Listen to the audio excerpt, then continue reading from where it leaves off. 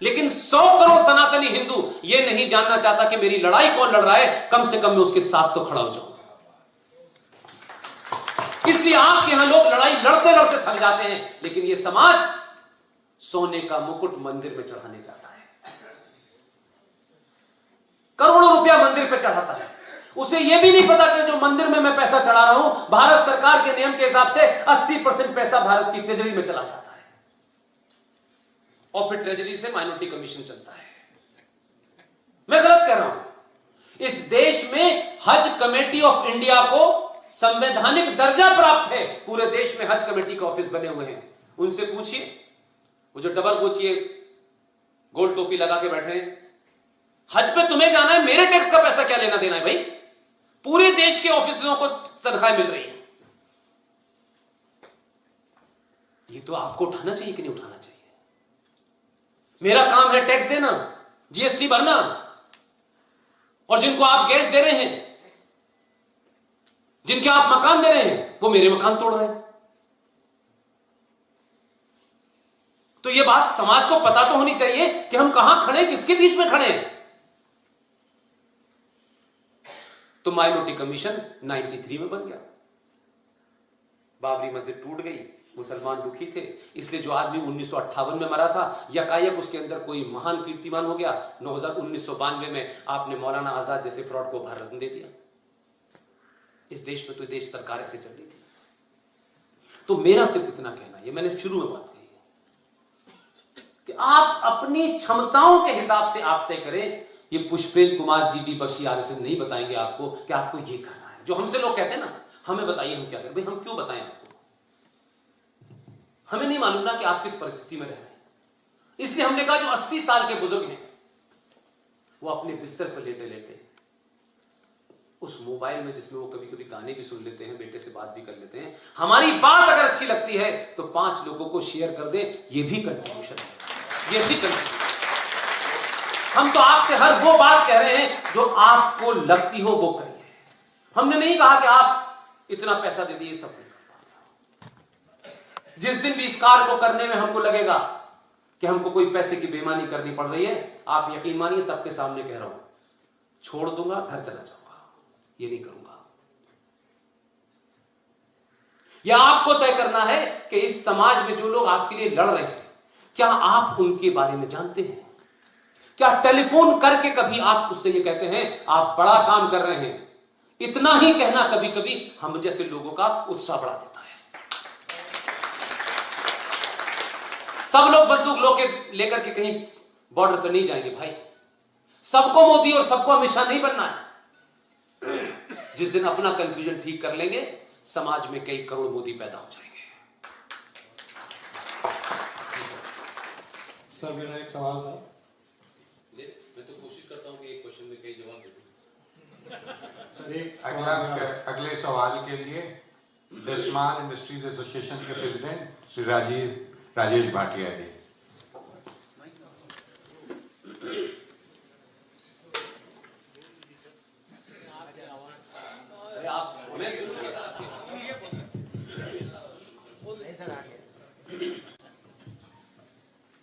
आदरणीय पुष्पेंद्र राष्ट्र श्रेष्ठ जी, आपको नमन है, प्रणाम है। आपके ऑर्गेनाइजर पूछ रहे कितने क्वेश्चन कर सकते हैं। मैं 3 साल पहले इन्हीं के जवाब देने के लिए घर से निकला हूं। घर कब जाऊंगा ये मैंने कभी नहीं सोचा, कभी नहीं सोचा। न मेरी आवाज कमजोर होने वाली है, न मेरा गला बैठने वाला है, क्योंकि अल्लाह के करम से मुझे कोई शौक ही ऐसा नहीं जिससे मेरा गला बैठे। सर 2 लाइनें हैं सर आपके लिए। क्या सबूत दूं मैं अपने वजूद का, क्या सबूत दूं मैं अपने वजूद का, किसी के जहन में आऊं और वो मुस्कुरा दे, और दिल की धड़कन से आवाज निकले कि गर्व से कहो हम हिंदू हैं, हम हिंदू हैं, हम हिंदू हैं। हम सब जितने लोग बैठे हैं सर, प्रबुद्ध वर्ग है, यहाँ का रोटरी क्लब है, एसोसिएशन है, लेकिन जिस विषय पे आप कह रहे हो उस विषय पे हमारी योग्यता, हमारी श्रेष्ठता कहीं भी नहीं है। तो एक अनुरोध है आपसे कि जिन पुस्तकों का आपने पहले नाम लिया था, अगर एक बार उनके नाम, उनके ऑथर के नाम हम सबको मिल जाए, हम नोट कर लें, तो हम उसका अध्ययन करें, कुछ दिन हम उसको पढ़ें दिनों बाद फिर मैं जय साहब से निवेदन करूंगा कि आपके साथ फिर एक Wonderful. कार्यक्रम हो और फिर हम उस पर एक मुझे चर्चा एक्सपेक्टेड करें। था कि ये कोई सवाल पूछने वाला है, इसलिए मैं सब निकल गया। धन्यवाद। कुछ किताबें आप पढ़ना चाहें जो मैंने पढ़ ली है तो मेरी तरह बिगड़ जाएंगे आप लोग भी। India wins freedom, India wins freedom, written by the great fraud in India call Maulana Abul Kalam Azad. और इसमें जो फ्रॉड है वो बता रहा हूं क्या है। इंडिया विंस फ्रीडम उन्होंने अपने इंतकाल से पहले लिखी और एक शिक्षा मंत्री भारत का होने वाला पहला इतना डरपोक था, इतना लालची था कि उसने अपने जीते जी सही बात पता थी लेकिन किताब में नहीं लिखा और अपनी वसीयत में कह के गए कि मेरे मरने के 30 साल बाद, उन्हें पता था ना कि कांग्रेसी कवर खोट डालेंगे, कहा मेरे मरने के 30 साल के बाद ये 30 पन्ने मेरी किताब में जोड़ देना। 1998 में सुप्रीम कोर्ट में ओरिएंटल पब्लिकेशन ने केस फाइल किया और कहा कि ये उनकी वसीयत है और वो केस जीत गए। 1990 में वो किताब आई, उस किताब का नाम दोबारा से वही था, इंडिया विंस फ्रीडम, लेकिन उसमें 30 पन्ने जोड़ के गए। उस 30 पन्नों को एक जिस्ट में सिर्फ बता देना चाहता हूं, उस पर इतनी लंबी कहानी नहीं है। उसमें लिखा था Nehru was wrong, Jinnah was right. ये कहने की हिम्मत जीते जीते नहीं थी। ये किताब मार्केट में अवेलेबल नहीं है क्योंकि कांग्रेसियों को 91 में लग गया था कि जो उनके चचा हैं उनकी पोल खुल जाएगी, इसलिए मार्केट से किताबें गायब हो गई। और जो सवाल आपने पूछा था कि मैं ट्रेनिंग कहाँ से लेके आया हूँ, इसलिए उस ट्रेनिंग का फायदा ये हुआ कि मैंने वो किताब अपने पास रखी हुई है, मार्केट में मिलेगी नहीं आपको। उस किताब को पढ़ लें, अच्छी किताब है। एक किताब है at home in India,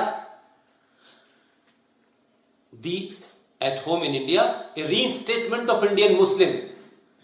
At home in India, a reinstatement of Indian Muslim, written by none other than great legacy of Indian Muslim, doctor Zakir Hussain के दामाद खुर्शीद आलम खान साहब, जो विदेश मंत्री भी रहे, गवर्नर भी रहे, उनके महान सुपुत्र सलमान खुर्शीद ने ये लिखी है। और इस किताब को पढ़ने में पेज नंबर 144 आप पढ़ लेंगे, उसमें उन्होंने ये लिखा है कि जब दिल्ली में सिख विरोधी दंगे चल रहे थे, उन दंगों के ऊपर उन्होंने किताब लिख के पेज नंबर 144 पे जो बात लिखी है उसकी वजह से इसका रेफरेंस दे रहा हूं। बाकी उन्होंने क्या लिखा है मुझे इसमें इंटरेस्ट नहीं है। उन्होंने लिखा है कि जब दिल्ली में हिंदू सिखों को मार रहे थे तो इस देश का मुसलमान बड़ा खुश और संतुष्ट था, क्योंकि इन्हीं हिंदुओं और सिखों ने 1947 में मुसलमान को मारा था। ये कोई जाहिल मुसलमान नहीं लिख रहा, ये जाकिर हुसैन जिनके नाना थे, पिता इस देश में 10-10 बार वजीर रह चुके थे, गवर्नर रह चुके थे, खुद विदेश मंत्री रह चुके थे, कॉमर्स मिनिस्टर रह चुके थे, बड़ा खानदानी परिवार था, ऑक्सफोर्ड से पढ़ के आए थे। ये उनकी सोच थी, इसलिए इस किताब का रेफरेंस है। अर्बन नक्सल किताब छपी है, हमारे दोस्त विवेक अग्निहोत्री ने लिखा है, उसे आप पढ़ सकते हैं। बोस और Gandhi, who got India her freedom, written by major general GD Bakshi. इस किताब को इसलिए पढ़ें कि मेजर जनरल जीडी बख्शी हमारे वो लीडर हैं जिनकी कयादत के अंदर हम लोगों ने सुभाष चंद्र बोस के जो क्लासिफाइड डॉक्यूमेंट थे उनको डीक्लासिफाई करवाया। इसलिए ये किताब पूरी तथ्यों के साथ है, उस सारे डॉक्यूमेंट की फोटोकॉपी लगी हुई है कि क्या साइन हुए थे। इसलिए भारत के तमाम आर्काइव में आज भी ये लिखा हुआ था, Subhash Chandra Bose was a war criminal. इतना दबाव बनाने के बाद इतना जरूर हुआ कि आजाद भारत में एक चुना हुआ प्रधानमंत्री पहली बार यूनाइटेड भारत का, यानी जो अखंड भारत था जिसे संयुक्त भारत कह सकते हैं, उस भारत का 21 अक्टूबर 1943 को भारत की आजादी जिसकी घोषणा जिसने की, जिसने करेंसी चलाई, बैंक चलाया, जिसने पूरी दुनिया के 9 देशों ने, जिसमें यूएसएसआर जैसा ताकतवर देश था, भारत की सरकार को मान्यता दी थी, उस आदमी को इस देश की सत्ताओं ने अपने स्वार्थों के कारण विदेशी ताकाओं को खुश करने के लिए गायब किया और सारे तथ्य खत्म कर दिए। उनके परिवार के लोग जीवित हैं, चंद्र कुमार बोस हैं, उनके परिवार की 1958 तक आईबी जासूसी करती थी। सारे कागजात दुनिया भर के कहां की लंदन की लाइब्रेरी से लेके आए हैं। उस किताब उसको जरूर पढ़े। तो उस किताब का नाम है बोस और Gandhi who got India her freedom by major general GD Bakshi. ये हिंदी और इंग्लिश दोनों में है।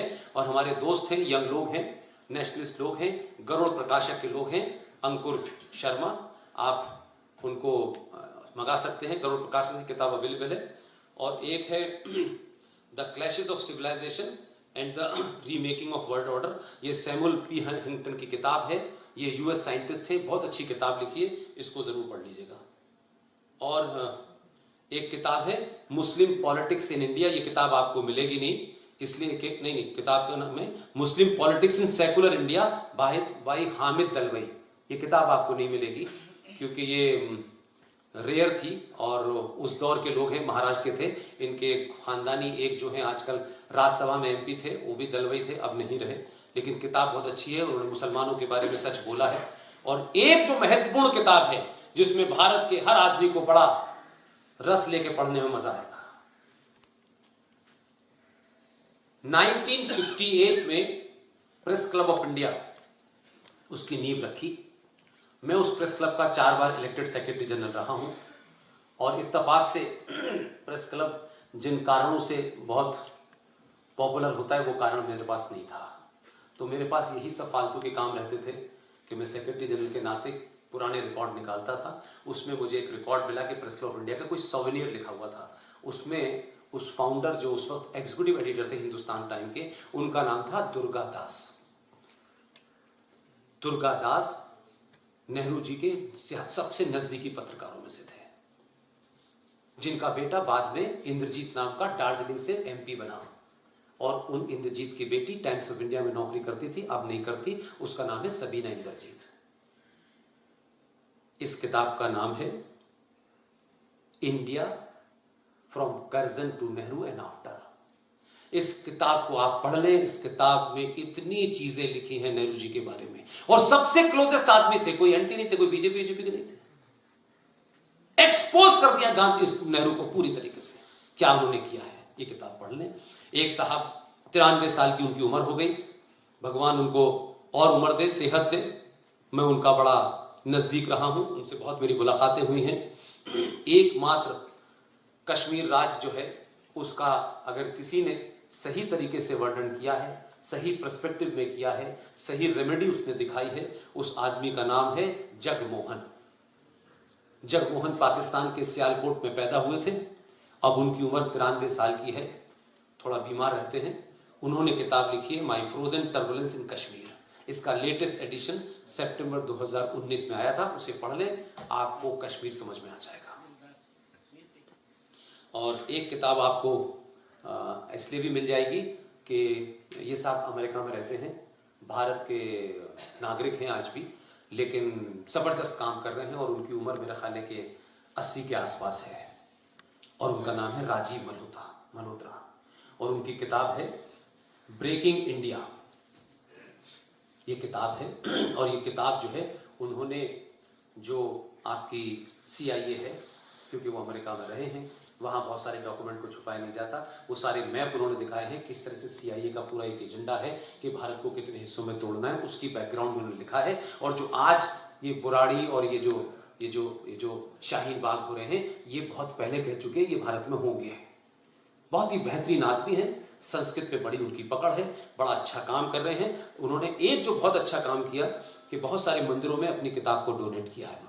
मैं भी गुजरात के एक मंदिर में गया था, दर्शन करके निकला, पुजारी ने मुझे प्रसाद दिया और उनकी किताब दे दी। मैंने कहा ये भी एक खूबसूरत तरीका हो सकता है कि लोग मंदिरों में जाएं, उनको ऐसी किताबें फ्री में मिल जाए। और एक चार्ट लीडर हैं, वो भी उनके, मुझे बड़ी अच्छी उनसे संबंध है, उनसे जीवित हैं। उनका नाम है कुंवर नटवर सिंह। कुंवर नटवर सिंह ने किताब लिखी है one life is not enough. और इस किताब में, क्योंकि नटवर सिंह प्रधानमंत्री जवाहरलाल नेहरू के PMO में काम करते थे, इंदिरा गांधी के जमाने मंत्री भी रहे, पाकिस्तान में भारत के हाई कमिश्नर भी रहे। One life is not enough का पेज नंबर 40 और पेज नंबर 142 पढ़ लेंगे, आपको समझ में आ जाएगा कि दिल्ली में 57 सड़कें मुगलों के नाम पे क्यों हैं। सिंपल। और guilty man of India's partition, guilty man of India's partition, this book written by Ram Manohar Lohia.